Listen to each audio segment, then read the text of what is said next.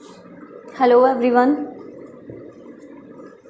Today we will read the class 10 topic height and distance from question 11 to whatever. जितने भी होंगे उतने ही हम कर लेंगे.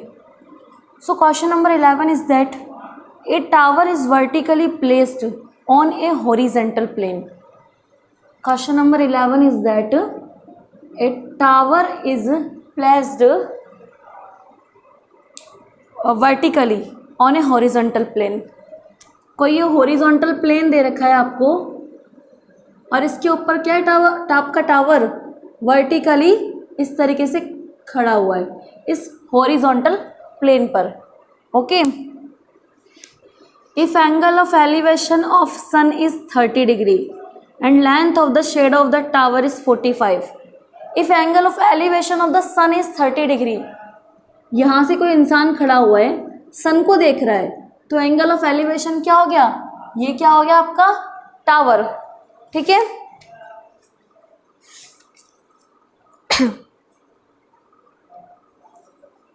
सो ये कह रहा है कि angle of elevation of sun is 30 degree and length of the shade of the tower is 45 metre degree. यहाँ सूरज को मैं देख रही हूँ ऊपर से, तो क्या क्या मिल रहा है मुझे, इसका angle of elevation, angle of elevation मुझे मिल रहा है यहाँ पर 30 डिग्री. ठीक है. और ये कह रहा है इस टावर की शेडो, हमने हमेशा कहा है कि जब भी कोई इंसान खड़ा हुआ है तो उसकी शेडो हमेशा कैसे दिखेगी, हॉरिजॉन्टल प्लेन में. तो यही वाला पार्ट क्या हो गया, उसकी शेडो, जितना टावर होगा उसकी शेडो इतनी होगी. तो क्या बोल रहा है, नीचे वाली जो बेस हो गया हमारा कितना हो गया, 45 मीटर. तो ये क्या हो गया आपका बेस 45 मीटर. ठीक है. तो आपसे कह रहा है ये लास्ट में find the height of the tower. कह रहा है आपसे कि आपको ये फाइंड करनी है जो कि हमारे टावर की हाइट है, आपको ये निकालनी है. हमारे पास तीन ही चीज़ें हमको चाहिए होती है, थीटा चाहिए होता है, ये बेस चाहिए होता है और हाइट चाहिए होती है. दो नोन है हमारे पास, एक अननोन है, आराम से निकाल सकते हैं. फॉर्मूला क्या हो जाएगा, tan के रेस्पेक्ट में हो जाएगा. tan theta is equal to क्या होता है, परपेंडिकुलर. इसको कोई नाम दे दीजिए ABC. तो क्या बन जाएगा ये BC, perpendicular upon AB base. What is BC? BC is that height.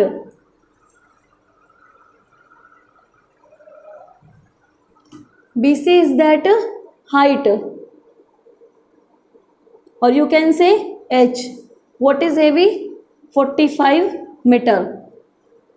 tan कितना, थीटा कितना दे रखा है आपको 30 डिग्री. tan 30 की वैल्यू कितनी होती है 1/√3 is equals to h upon 45 metre. अब देखिए इस h को निकालना है तो इस 45 को ऊपर ले जाऊं तो क्या बन जाएगा, ये 45 metre upon √3 is equals to h.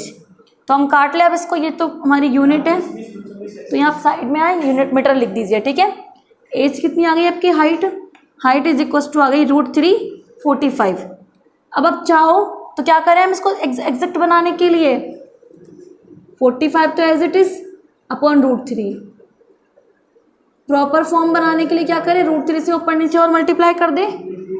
क्या बन जाएगा ये h, 45 √3 मल्टीप्लाई √3 कितना हो जाएगा 3. काट दो इसको मैं, मीटर चल ही रहा है हमारा लास्ट में. कितनी टाइम्स कट जाएगा, 15 टाइम्स. ये 1 यहाँ आ गया, कितना आ गया ये 15 √3 मीटर. तो आपकी हाइट आ चुकी है 15 √3 metre. Let's see question number 12. The upper part of a tree is broken by windstorm. Upper part of a tree, पेड़ का जो ऊपरी सिरा है वो ब्रोकन हो चुका है, टूट चुका है, बाय विंडस्टॉर्म मतलब तूफान से. And it makes an angle of 60 degree. और वो क्या हो रहा है, ट्री बनाऊं पहले, सबसे पहले तो मैं ये मैंने कोई ट्री बना लिया. कह रहा है कि ट्री है मेरा और ये जो है वो ब्रेक हो चुका है. कहाँ से, किसी भी ऊपरी पार्ट से ब्रेक हो चुका है बाय विंड स्ट्रोम, तूफान के द्वारा। It make an angle of the 60 degree with the ground. यहाँ से ब्रेक होगा, पेड़ सीधा खड़ा है, ब्रेक होकर कैसे गिरता है, इधर की तरफ गिरेगा। मान लीजिए यहाँ से ब्रेक हो रहा है, ठीक है, तो ब्रेक होकर ये वाला सिरा इसका नीचे आ गया, जितना ये था इतना नीचे आ गया। मान लीजिए इसकी लंबाई बहुत अच्छी है, ठीक है, तो इसका सिरा यहाँ से ब्रेक होकर नीचे आ गया, तो कह रहा है कि ये ग्राउंड से कितना डिग्री एंगल बना रहा है, 60 डिग्री एंगल। कौन, ये टूटा हुआ पेड़। ये पेड़ था हमारा पूरा के पूरा, ये यहाँ से टूट कर, एक बात बताओ, टूटा पेड़ यहाँ से है तो ये वाला हिस्सा लटकेगा ना इसका, ये थोड़ी ना लटकेगा, तो ये बचा हुआ हिस्सा क्या है, क्या ग्राउंड पे आ गया। कहने का मतलब ये जितनी लेंथ होगी ना उतनी ही ये होगी, तो ये ग्राउंड पे आके लटक गया। और कह रहा है कि ग्राउंड से कितना एंगल बना रहा है, 60 डिग्री बना रहा है। आगे पढ़िए, with the ground the distance from the bottom of the tree, the distance from the bottom of tree, ये रहा ट्री का बॉटम, तो यहाँ से जो डिस्टेंस है of the tree to the point where the top touches the ground. इस tree का जहाँ टॉप है, इस ट्री का टॉप ये है जो कि कहाँ गया, गिर के नीचे, तो जहाँ इसका टॉप टच कर रहा है ग्राउंड से उस पॉइंट तक, कहाँ से लेकर के, बॉटम ऑफ द ट्री से लेकर के जो डिस्टेंस है वो कितनी है, 10 मीटर।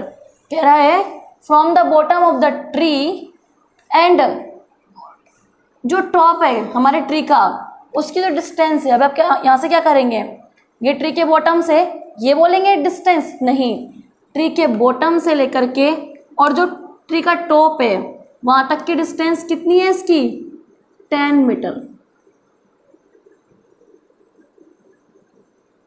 कितनी है वो डिस्टेंस, 10 मीटर है, ठीक है। तो ये कह रहा है अब, और वो कौन सा वाला टॉप, अब आप ये मत समझ लेना कि मैम ये भी तो टॉप हो गया, ट्री के बॉटम से ये वाला भी तो टॉप हो गया, नहीं, ये बोल रहा है कि वो वाला टॉप जो ग्राउंड को टच कर रहा है। तो ट्री के बॉटम से लेकर के जो ग्राउंड को टच कर रहा है वो ट्री का जो टॉप है उसकी जो मीटर डिस्टेंस मीटर है कितनी है, 10 मीटर है।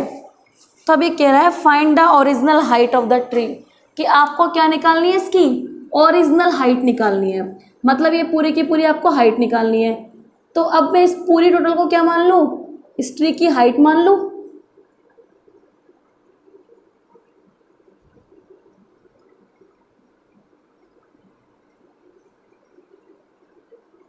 क्या मान लिया मैंने, इस पूरी को हाइट मान लिया। इस वाली को आप मान लीजिए H1 जो हमारी क्या गिरी है, टूट कर गिरी है, और इसको मान लो यहीं से ही H2।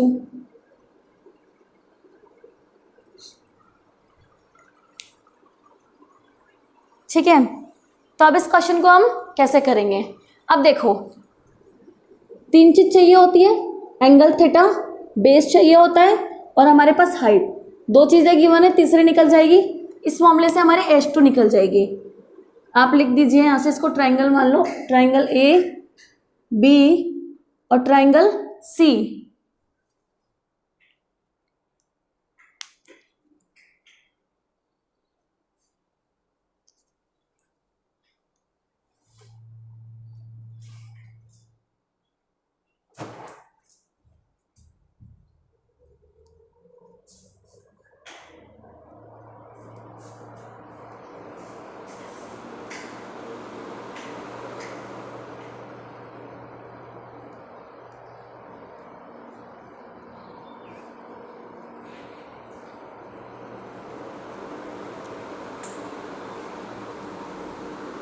Triangle A, triangle B, triangle C, और इसको मान लो आप D। तो आप लिखो from triangle, right angle triangle है ना, फ्रॉम ट्राइंगल ABC। क्या हो गया ABC से, देखो tan theta is equals to, perpendicular क्या है इसका, BC अपॉन AB जो आपका बेस है, ठीक है। tan कितना है, 60 डिग्री, क्योंकि थीटा क्या बना रहा है ये, 60 डिग्री। BC कितना है नहीं पता, H2 डाल दो यहाँ पर, और AB कितना है, 10 मीटर। तो tan 60 क्या होता है, √3 is equals to H2 upon 10। तो यहाँ से H2 कितना आ गया, 10√3 किस में आ गया, मीटर में आ गया। ठीक है, अब देखिए आप कि जो ये वाली कितनी होगी, मेरे को ओरिजिनल हाइट निकालनी है, मतलब मेरे को h निकालनी है, और h क्या होगी, h1 + h2। अब ये तो आ गई मेरे पास, क्योंकि मेरे पास ये ट्रायंगल बन रहा था तो मैंने ये तो निकाल ली h2। अब अगर मुझे ये मिल जाए तो मुझे ये मिल जाएगी। अब ये निकालने के लिए मैं क्या करूं, आप ढंग से देखिए। मैंने कहा कि ये ट्री इतना बचा हुआ था, इसका ऊपरी पार्ट गिर के नीचे आ गया, तो जितनी h1 होगी उतनी तो ये होगी कि नहीं होगी, हाइपोटेन्यूस। क्यों, क्योंकि यही तो गिर के नीचे आया था। तो कहने का अब ये हाइपोटेन्यूस तो मैं निकाल सकती हूँ, नहीं निकाल सकती, जब मेरे कौन से वाले फॉर्मूले से निकल जाएगा, साइन के फॉर्मूले से। कैसे, देखो sine theta is equal to क्या होता है, परपेंडिकुलर।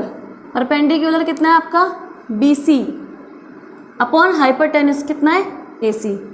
निकल जाएगा इससे। अब BC बताओ कितना है, BC हो गया आपका H2 और AC कितना हो गया आपका H1, और साइन थीटा कितना हो गया 60। H2 निकल के आ गया मेरे पास। अभी साइन 60 की वैल्यू कितनी होती है, √3/2। H2 कितना है मेरे पास, 10√3 अपॉन H1। H1 को इधर ले आऊँ क्रॉस मल्टीप्लाई से, इज इक्वल टू H1 इधर आ गया, 2 को उधर ले जाओ और ये √3 को भी इधर ले जाओ नीचे। 10√3 तो एज इट इज़ लिखा है, ये 2 ऊपर जाएगा, कर दूँ यहाँ मल्टीप्लाई, और ये √3 कहाँ जाएगा, नीचे। √3 से √3 कैंसिल हो गया, क्या बचा, 10 × 2 20 मीटर में चल रहा है सब कुछ, 20 मीटर। तो मेरे पास H1 आ गया और H2 आ गया। तो अब आंसर क्या हो जाएगा, आप लिख दो original height H is equal to H1 + H2। H1 कितना आया आपका 20 मीटर, H2 कितना आया 10√3 मीटर। जुड़ ही नहीं सकते ये, क्योंकि यहाँ पर वो क्या है 20 + 10√3।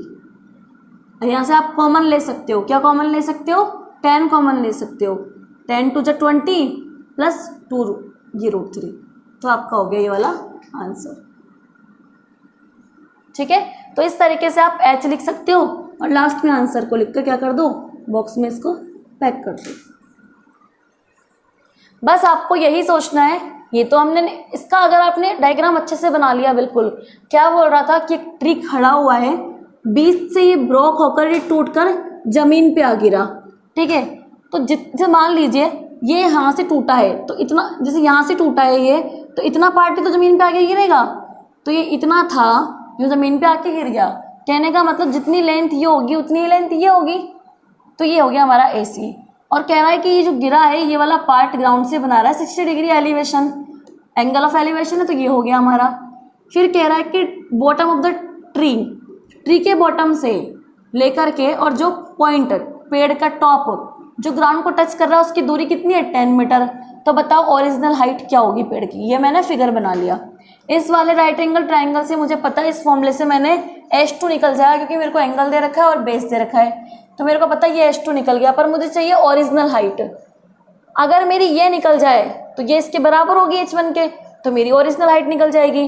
अब ये कब निकलेगा, ये निकलेगा साइंस वाले फॉर्मूले से, sine 60 is equal to perpendicular upon hypotenuse. ये मैंने कर दिया, इस तरीके से मैंने निकाल लिया। तो ये आपका हो गया question number 12। Let's see question number 30। From a point on the ground which is 120 metre away from foot of the unfinished tower. कह रहा है कि अभी इनकम्प्लीट अनफिनिश्ड टावर है, अभी हमें नहीं पता कितनी इसकी लेंथ है। कह रहा है कि उसके पैर से 120 मीटर दूर, उसके पैर से कोई 120 मीटर डिस्टेंस पर क्या एक पॉइंट है। कितनी डिस्टेंस हो गई ये 120 मीटर की कोई डिस्टेंस है। फिर कह रहा है कि आपसे the angle of elevation of the top of the tower is found to be 30। इससे जो एंगल ऑफ एलिवेशन मिल रहा है वो क्या मिल रहा है 30 डिग्री। बट ये अभी अनफिनिश्ड है, पूरा नहीं बना है ये, फिर भी कितना है इससे एंगल 30 डिग्री एंगल है। अब आगे क्या कह रहा है find how much tower have to increase so that, अभी ये आधा ही है। अब बताओ, मुझे कह रहा है कि how much height am increased so that angle of elevation will be 60 degree. कह रहा है कि मैं इस हाइट को और कितनी बढ़ाऊं, मुझे नहीं पता कितनी बढ़ानी है, इस हाइट को मैं कितनी बढ़ाऊं कि जो मेरा एंगल ऑफ एलिवेशन है वो क्या हो जाए, अब 60 डिग्री हो जाए। कह रहा है कोई अनफिनिश्ड टावर है, अभी पता नहीं काम इनकम्प्लीट चल रहा है, मैंने यहीं रखा है उसको। ये इसके पैर से 120 मीटर दूरी पर एक पॉइंट है, उससे बन रहा है एंगल ऑफ एलिवेशन 30 डिग्री। अब कह रहा है कि और हाइट को मैं कितनी ऊंची कर दूं कि मेरा एंगल ऑफ एलिवेशन क्या हो जाए, 60 डिग्री। अब 60 डिग्री यहाँ से लेकर ग्राउंड तक का पूरा पॉइंट है, ठीक है ना। तो मैं मान लूँ इसको क्या, H1, इसको क्या मान लूँ, H2, ये तो क्या हो गई मेरी H1, इसको क्या मान लूँ मैं, H2, ठीक है। अब देखिए H1 तो मेरे लिए निकालना आसान है, पूछा क्या है, पहले ये और पढ़ लेते हैं हम आगे। कह रहा है कि कितनी इंक्रीज करूं, मतलब क्या निकालनी है आपको, सीधी सीधी H2 निकालनी है, ठीक है। अब देखो मुझे पहले दिख रहा है छोटा वाला राइट एंगल ट्राइंगल, कौन सा वाला, ये हो गया A, ये हो गया B, इसको मान लो C और इसको मान लो D। ABC छोटे वाले ट्राइंगल से, क्योंकि मेरे को इसका एंगल 30 डिग्री दे रखा है, तो आपको लिखना है फ्रॉम ट्राइंगल ABC। लेकिन आपने एंगल A पे लिया है ना, तो आप इसको लिखो BAC, BAC। अब देखो क्या करें हम, कह रहा है कि इस वाले राइट एंगल ट्राइंगल से tan क्या बनेगा, 30 degree. tan 30 degree is equal to क्या हो जाएगा, perpendicular H1 upon base, base कितना है 120। tan 30 की वैल्यू कितनी होती है, 1/√3 is equal to H1 upon 120। 120 इधर चला जाएगा तो क्या हो जाएगा, 120/√3 इज इक्वल टू H1। अब देखो इसको सॉल्व कर सकते हैं हम, कर लो, √3 से ऊपर नीचे मल्टीप्लाई कर दूं,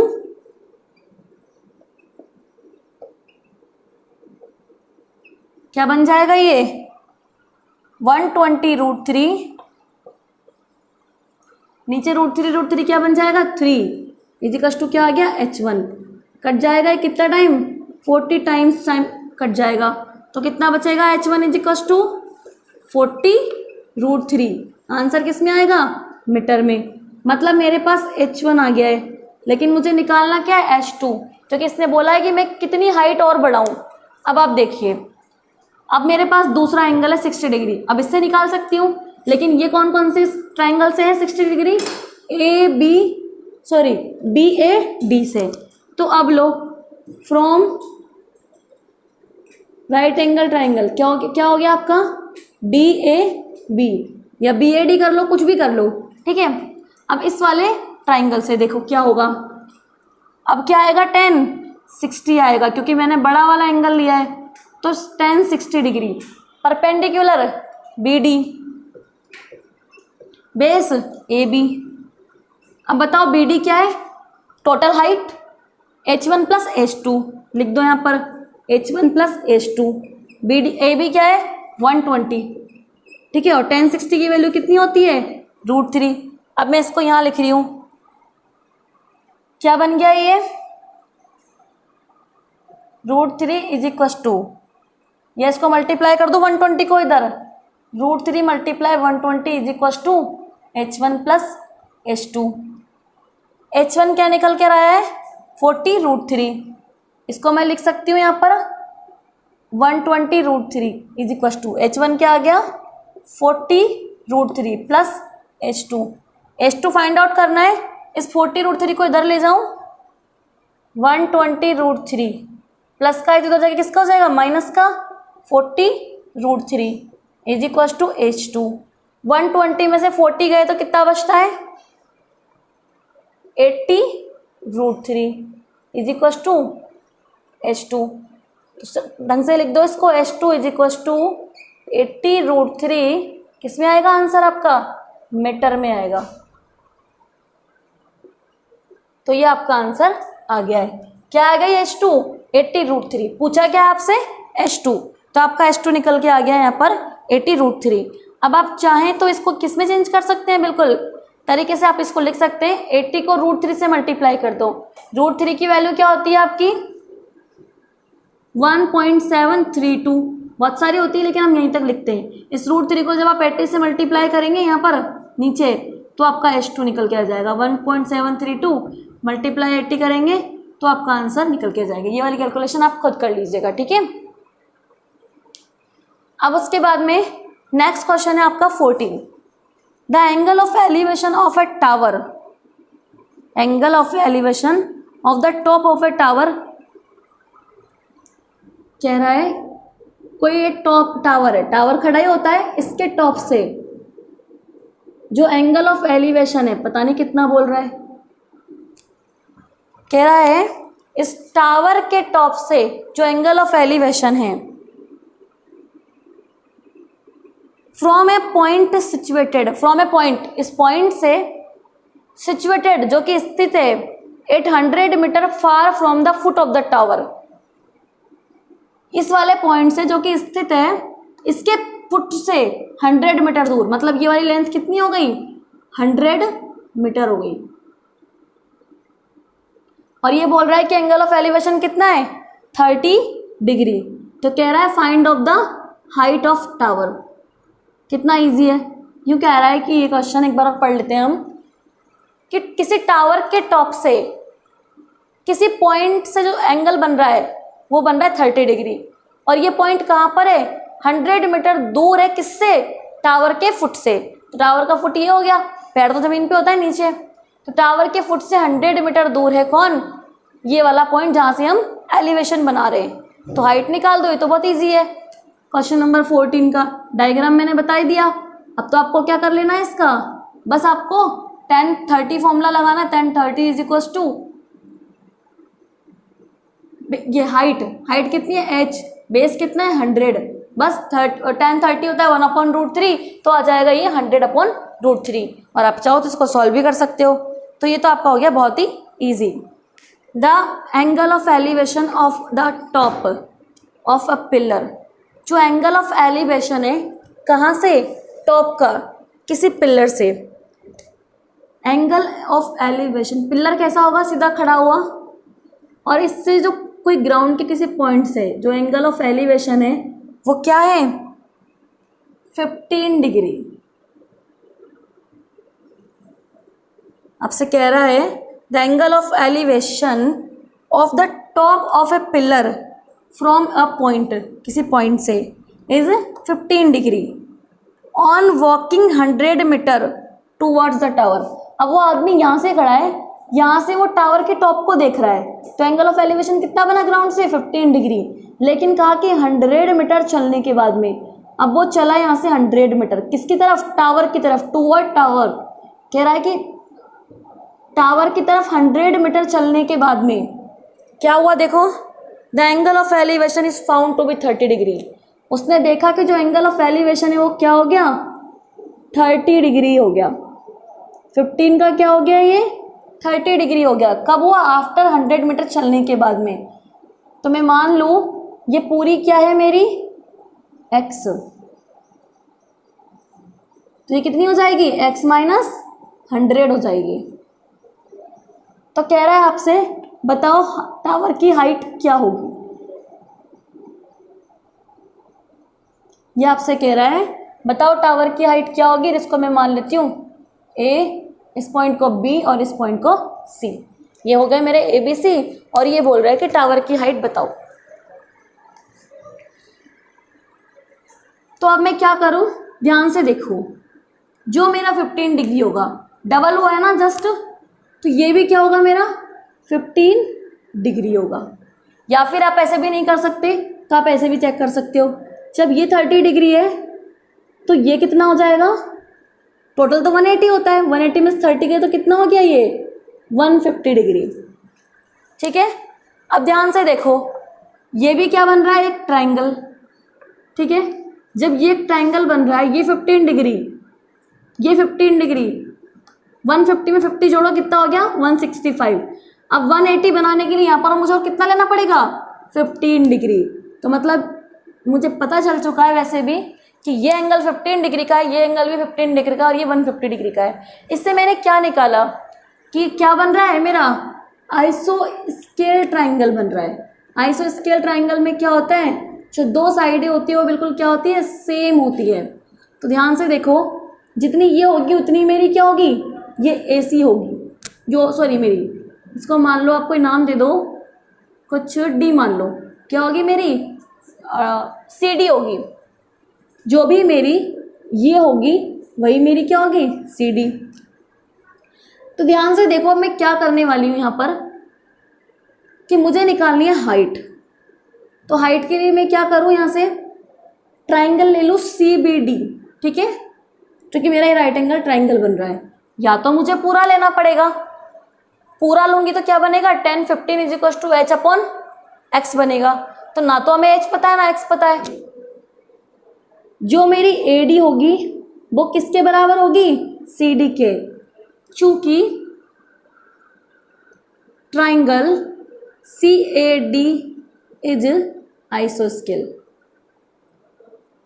आइसोस्केल क्यों है, क्योंकि दो एंगल बराबर है तो दो साइड्स भी बराबर होंगी। तो जो मेरी AD होगी वो मेरी क्या होगी, CD।